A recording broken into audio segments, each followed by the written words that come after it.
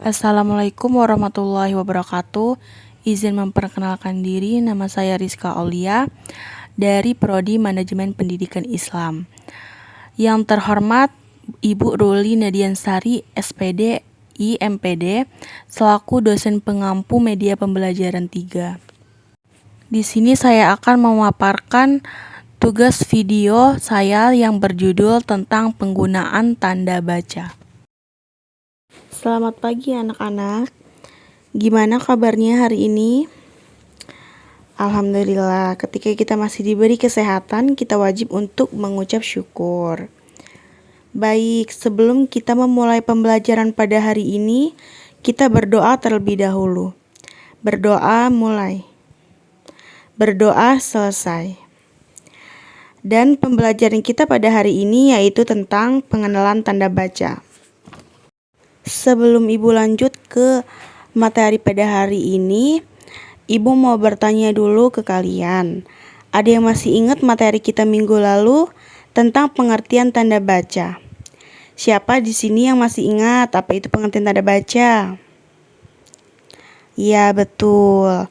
Pengertian tanda baca yaitu adalah simbol yang enggak ada hubungannya sama suara, kata, atau frasa dalam suatu bahasa.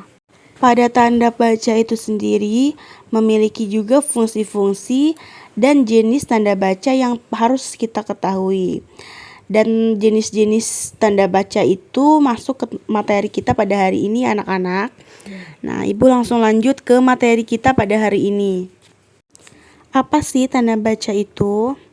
Nah, jadi yang dimaksud dengan tanda baca itu yang berperan menunjukkan sebuah struktur tulisan, intonasi, dan jeda pada saat pembacaan. Jadi saat kita menggunakan tanda baca itu harus tepat dan benar, karena ketika kita salah penempatan tanda baca, akan salah pula makna dari si pembaca. Kemudian kita lanjut ke jenis-jenis tanda baca beserta fungsinya. Yang pertama kita bahas dulu tentang penggunaan tanda baca titik. Tanda baca titik ini memiliki fungsi yang paling umum dan paling banyak dipahami orang-orang sebagai penanda pada akhir kalimat. Bukan kalimat seruan atau kalimat tanya, kamu bisa memahaminya sebagai kalimat berita. Contohnya, ayah baru saja berangkat ke Yogyakarta, titik.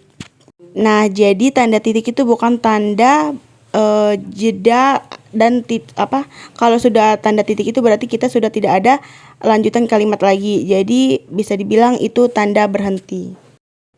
Dan selanjutnya penggunaan tanda baca koma. Tanda baca koma ini biasanya diletakkan di tengah kalimat. Tanda ini sangat sering digunakan pada tanda tengah kalimat. Nah, tanda koma biasanya dipakai dalam suatu perincian ataupun penyebutan bilangan. Untuk penempatannya ada di belakang kata yang mengikutinya. Dan selanjutnya penggunaan tanda baca titik 2.